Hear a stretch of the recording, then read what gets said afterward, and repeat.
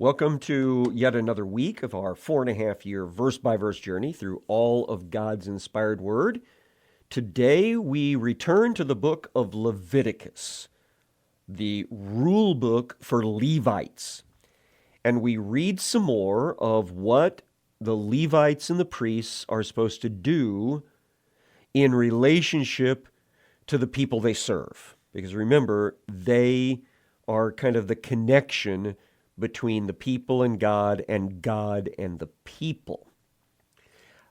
We have been looking at some of the procedures regarding clean and unclean because soon we will return to the place where all of the unclean people are moved outside the encampment. And this all seems to be happening in the second month of the second year of the Exodus. But here in chapter 16, we focus back on the mechanism that is used to receive atonement, allowing unclean people, whether sinful unclean people or people who have experienced life events that make them ceremonially unclean. We are going to be looking at the mechanism by which they can come back into community relationship with the people of God and with God himself. Now, the tabernacle is the larger environment where all this happens.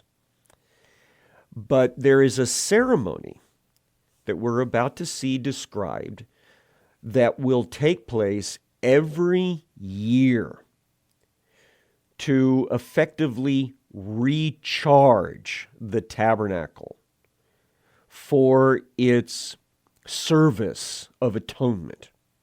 It's as if it gets rededicated every single year to this idea of everybody needs to use the tabernacle and its services to get back into right relationship with God. And so the day on which this happens, we know of as Yom Kippur. Yom is day in Hebrew. Kippur is atonement in Hebrew. And this, chapter 16 of Leviticus, this is the way in which Yom Kippur takes place. He who is spoke to Moses after the death of the two sons of Aaron, when they drew near before he who is and died. Now you remember, that happened on the 8th day of the first Jewish month of the second year of the Exodus. They were just at the climactic moment of finishing their dedication ceremony for their priesthood, and they foolishly offered strange fire or unauthorized incense, apparently right there in the tabernacle building itself. It seems as if they went into the place where the altar of incense was located, possibly even intruding upon the Holy of Holies behind that altar of incense where the Ark of the Covenant was located. And God struck them down. He executed them. And it was a bad situation. We already talked about the idea that there might have been some drunkenness involved in their very bad choice to do this. But here, God reinforces the need to follow procedure by priests in relationship to the sanctuary building. So he who is said to Moses, verse 2, "Tell Aaron your brother not to come at any time into the holy place inside the veil before the mercy seat that is on the ark, so that he may not die. So this is another reason why I think his two sons, Aaron's two sons, Nadab and Abihu, may have gone around the altar of incense into the actual area of the Ark of the Covenant in the Holy of Holies. And that's part of their sinfulness that they were struck down for. Because here, God says, look, Aaron, you as the priest, you as the high priest, you can't just wander in right in front of the Ark of the Covenant. That's off-limits area. Now, I want to talk a little bit more about the logistics, or repeat myself as to what I think it looked like. The Ark of the Covenant is God's throne. It had the two angels at each end, and their wings went up and over the top of the throne.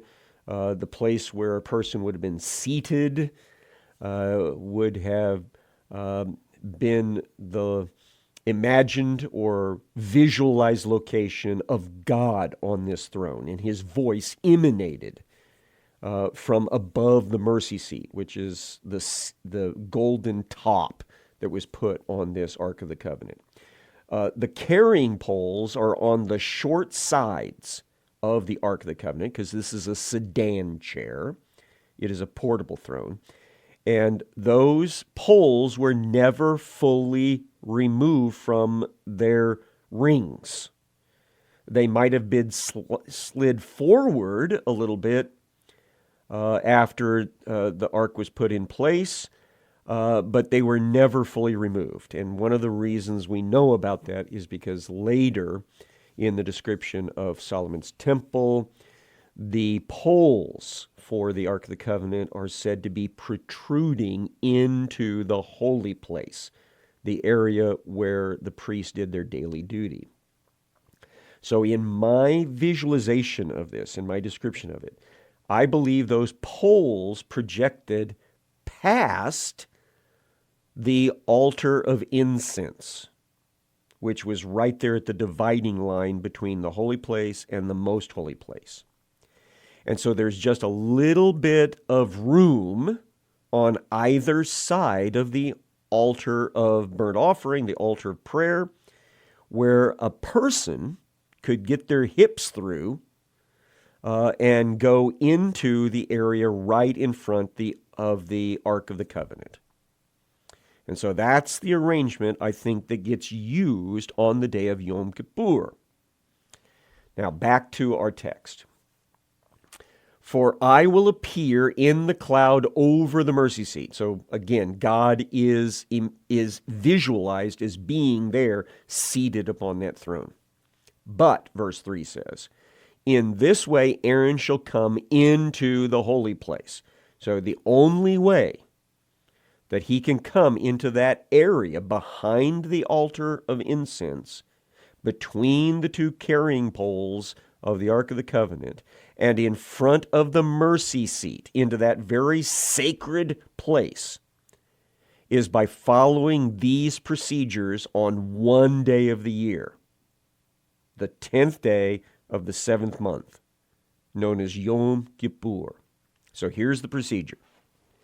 With a bull from the herd for a sin offering, and a ram for a burnt offering. So he needs 2 animals to start the procedure. He shall put on the holy linen coat, and shall have the linen undergarment on his body. He shall tie the linen sash around his waist, wear the linen turban. These are the holy garments. So basically, he wears the high priest uniform. He can't go in there without it. He shall bathe his body in water and then put them on. So he goes through a ceremony of cleansing before donning the holy uniform. Verse number 5, he shall take from the congregation of the people of Israel 2 male goats for a sin offering and 1 ram for a burnt offering. So that's another 3 animals. So we got 5 animals altogether being mentioned here. Verse 6. Aaron shall offer the bull of his sin offering for himself, and shall make atonement for himself and for his house. So the first animal to die is the big one, the bull. It has its throat cut there in front of the altar of sacrifice. The blood is caught in containers. That'll be used later. And then it will eventually be burned up. Verse 7. He shall, by the way, the bull is for himself and his family, to basically make sure that he and his family are good with God. Verse 7, then he shall take the 2 goats and set them before he who is at the entrance of the tent of meeting. And Aaron shall cast lots over the 2 goats. Now you might remember in the book of Proverbs it says the lot is cast into the lap, but its every decision belongs to the Lord. That's a reference to what I call the divine lot. And here is another example of it being used.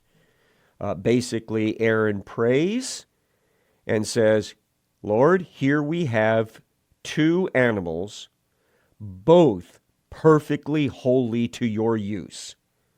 They meet all the standards. But you will choose which animal is used for what purposes.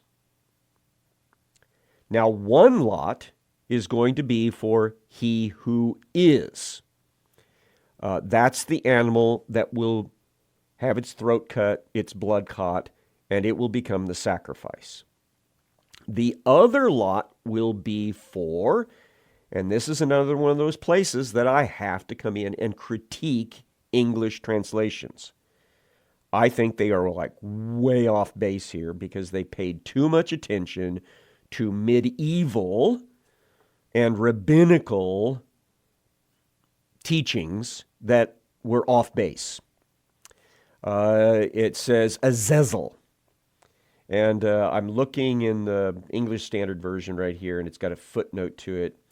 And their footnote says, the meaning of Azazel is uncertain, possibly the name of a place or a demon, traditionally a scapegoat. And then it appears in other verses as well. Now here's the number one problem with it. We do know what it means.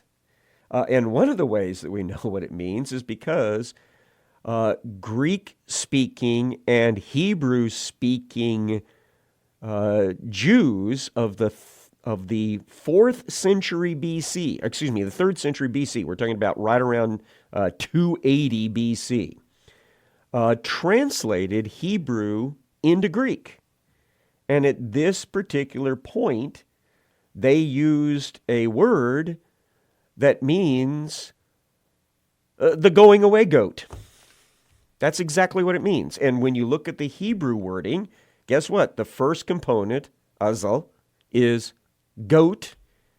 And the second component, azel, is going away. So it's the going away goat. That's what it means. And it should have been translated out as that. So we've got one goat that's going to be used as sacrifice to God, and the other goat is going to be used as a symbol of going away. Verse number 9. And from here on out, I will use not Azazel, but going away goat. Aaron shall present the goat on which the lot fell for he who is, and use it for a sin offering. But the goat on which the lot fell for the going away goat shall be presented alive before he who is, to make atonement over it, that it may be sent away into the wilderness as the going away goat. Do you remember? I told you to hold in your mind the leper, the post-leprosy cleansing ceremony, where 2 birds were used. One bird was actually sacrificed. The other bird had some of the sacrificial bird's blood put on it, but then it was let go and it flew away. And it was to show how, all the problems were gone now. It had flown away. The cleansing had happened. Well, that's exactly the symbolism we're seeing here. It is perfectly parallel. It's just a goat, or it's just a pair of goats instead of a pair of birds. So verse number 11. Aaron shall present the bull, remember that was the first animal mentioned, as a sin offering for himself. He shall make atonement for himself and for his house. He shall kill the bull as a sin offering for himself. He shall then take a censer full of coals of fire from the altar before he who is. So he gets a container of hot coals from the sacrificial altar. And he's going to take that with him into the sanctuary building. And he's also going to take 2 handfuls of sweet incense, beaten small, and he shall bring it inside the veil. So now he has the fire from the altar and the sacred incense that we've seen the formula of before. He takes them both into the tabernacle building. He goes into the holy place where the table and the lamp and the altar of prayer, the sacrifice, or excuse me, the incense altar are located. What does he do once he gets in there? Verse 13. Put the incense on the fire before he who is, that the cloud of incense may cover the mercy seat that is over the testimony, so that he does not die. So he puts the hot coals on the top of the incense altar. Then he dumps the 2 handfuls of sweet incense on top of those hot coals. They billow up into this great big cloud of fragrant, cinnamony smelling incense, which represents prayers to God, petitioning God for mercy and forgiveness and assistance. And so it's in this cloud of prayer, in this cloud of incense, that he is now allowed to go around one side of the prayer altar and stand in front of the throne of God. So that he does not die, and then he shall take some of the blood of the bull. So he's also had that with him.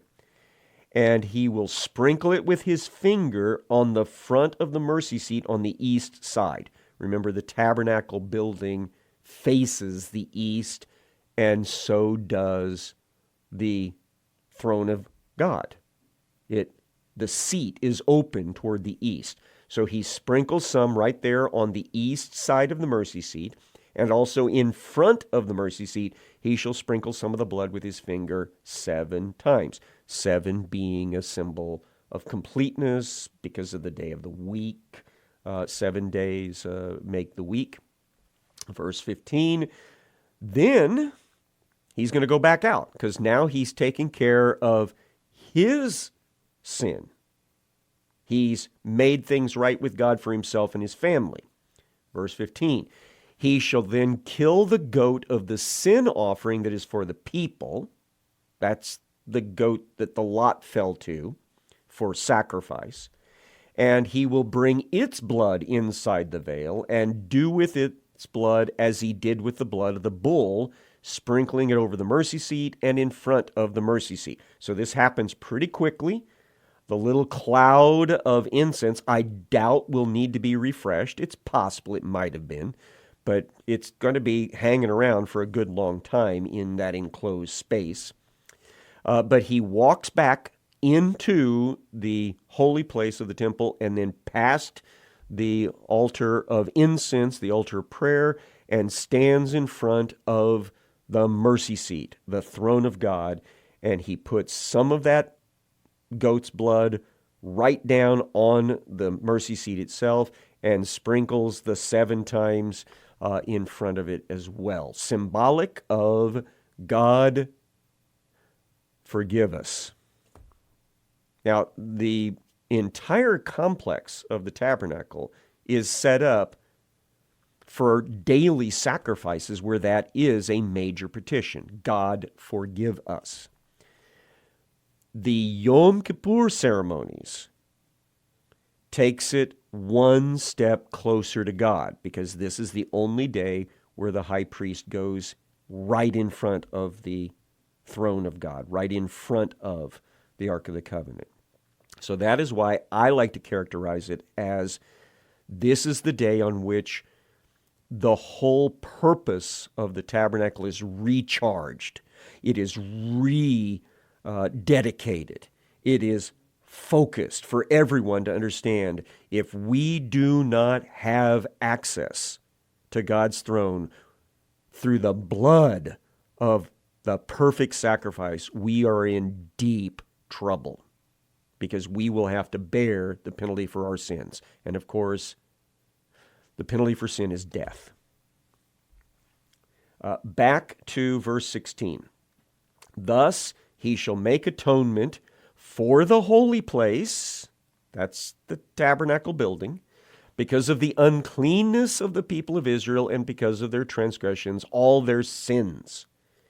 And so he shall do for the tent of meeting, which dwells with them in the midst of their uncleanness. So you can tell from the text there, this is very much focused on rededicating the temple annually for its purpose of seeking God's forgiveness.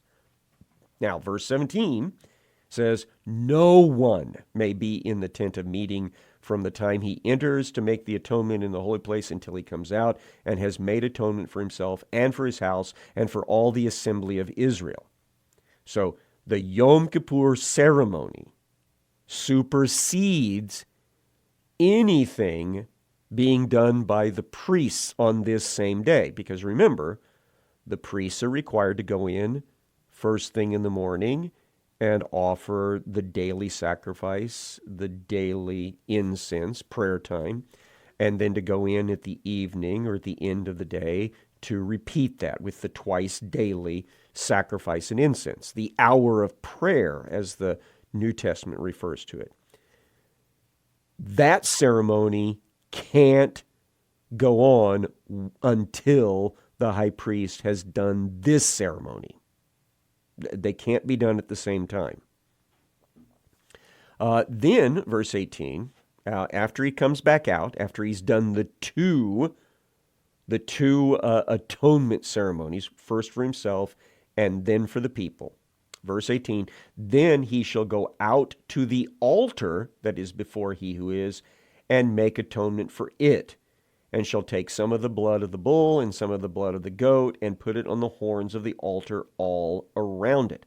Now, some people think that this is talking about the brazen altar out front, the sacrificial altar. I don't think so, because we had in another place that only on the Day of Atonement can blood be put on the prayer altar's horns. So I think that's the altar we're talking about, the altar that is used every single day to offer incense and prayers to God. It needs to be recharged as well. And then, verse 19, he shall sprinkle some of the blood on it with his finger 7 times. There's the perfection ceremony again. Cleanse it, consecrate it for the uncleanliness or uncleanness of the people of Israel. Now, when he has made an end of the atoning for the holy place and the tent of meeting and the altar, he shall then present the live goat. Remember? The goat of going away, the getaway goat, the go-away goat. Aaron shall lay both his hands on the head of the live goat and confess over it all the iniquities of the people of Israel and all their transgressions, all their sins. Now, how deep is his specificity? My guess is that his prayer is to be something similar to what you see from Daniel and from Ezra and from Nehemiah when they offer prayers of national confession. That basically, we have sinned. we deserve penalty, but we beg for mercy. That sort of thing. So he does all this with his hands on top of the goat. That's common practice for sacrificial animals. And then he shall put them on the head of the goat, meaning there's a symbol involved here. He's just poured all of that confession of sin on top of this goat, and then send it away into the wilderness by the hand of a man who is in readiness. So there is someone that's been designated to escort this animal outside the encampment, out into the wilderness. Now, rabbis came up with a plan and taught this, even though rabbis were actually living, and the rabbis I'm talking about are rabbinical students in the 3rd, 4th century of the Christian era, so long after the temple was gone. They believed that it was important for this animal to be executed somewhere. And so they had a procedure for pushing it over a cliff to make sure it never came back with all those sins. None of that is here. This animal is like that bird. It's supposed to represent how the sins just go away out into the middle of nowhere and they don't come back. So the goat shall bear all their iniquities on itself to a remote area, and he shall let the goat go free into the wilderness. And then Aaron shall come into the tent of meeting, shall take off the linen garments put on when he went into the holy place, and shall leave them there. He shall bathe his body in water in the holy place, and put on him his garments, and come out, offer burnt offerings and burnt offerings of the people, and make atonement for himself and the people. And then the fat of the sin offerings and everything else he's going to burn on the altar. Now, I'm looking at my time. We are pretty much gone out of time today. So we're going to have to mark our place, and we'll come back and finish the story of Yom Kippur the next time God gives us a chance to get into his word.